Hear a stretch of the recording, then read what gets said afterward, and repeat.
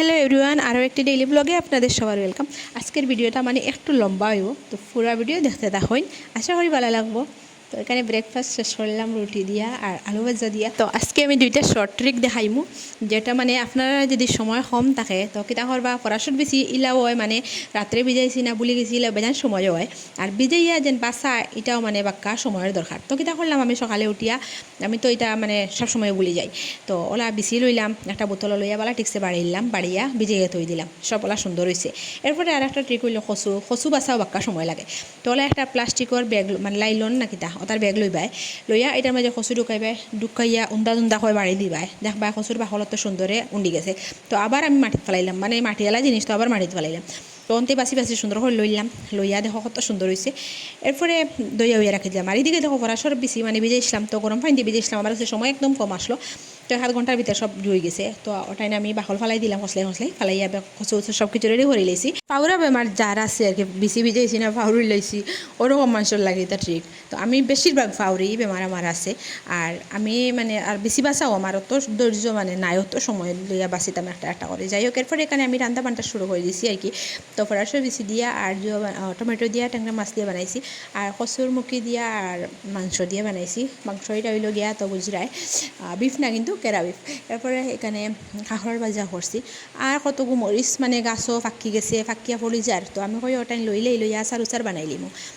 আর এদিকে আমার ছেলের ফরমাইশ হইল গিয়া তাই ফিটা খাইতা, 2 দিন দেখে মোটামুটি টাই দিতে না ফিটা খাইতা। তো আমি কিতা হইলাম, চাউল এখানে ভিজাইয়া মানে দইয়া আর কি ভিজাইছি না, মানে দইয়া বেগর মাঝে রাখি দিছি। তো পানি জড়ি গেছে, শুকাই গেছে। এরপর ওটাই আমি গ্রাইন্ডারও মারি দিছি, মারিয়া এখানে বাজা শুরু করে দিলাম। তো সবচেয়ে কষ্ট লাগে তো গরমের মাঝে বাজি আর কি, তা কইতাম তো গরম লাগে। এরপরে তো ছেলে তো কইছে না আর বানাইয়া তো দেওয়া লাগব। তো এখানে কষলাইলাম, আর তো কষ্ট হইল গিয়া ওই গরম পানি দিয়ে যখন কষলা নিয়ে আর কি, তো যে সময় আতো লাগে এই সময় বোঝা যায়। তো আমি কিতা করলাম, আস্তে আস্তে বানানি শুরু করলাম একটা করিয়া। আর কিতা কইতাম, ফিটা চিরাইতা মানে একলা বানানি তা বড় আর কি, মানে খাজা বড় খাম বড় বুড়া লাগে আর কি।